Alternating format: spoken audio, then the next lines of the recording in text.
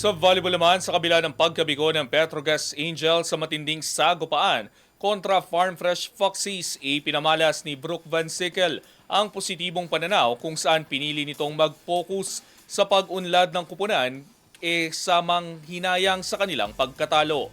Ang ibang detalye alamin sa eksklusibong pag-abante ni Jason Gusilatar. Sports Now. Sports Now. Exclusive.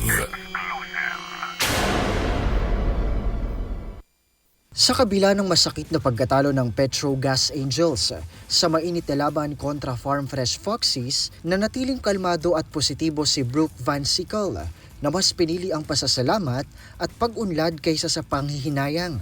Ayon kay Van Sickle, ipinagmamalaki niya ang tapang na ipinakita ng kanilang kupunan. Sinabi niya na ito ang pinakamatinding laban na nailaro nila sa komperensya at nakikita na niya ang mas malinaw na pagkakaintindihan at chemistry ng kupunan.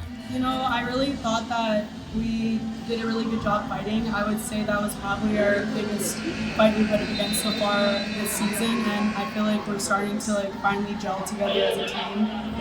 Pieces. So I'm really excited to see how it goes for our next games. We're in a do or die situation right now, so we just have to continue to be grateful for playing the sport that we love, and just continue to have fun. We have to not play so stressed, But it is what it is.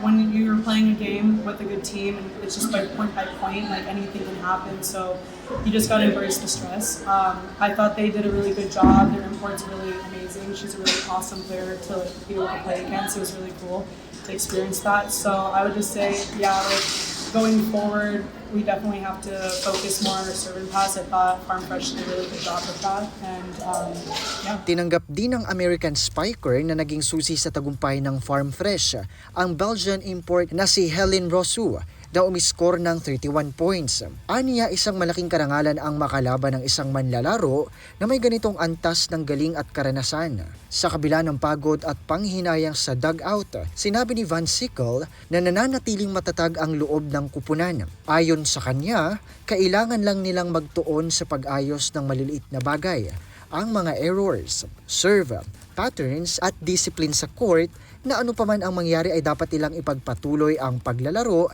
ng may saya. Yeah, I mean, there's things that we need to fix and get into the practice gym and work on.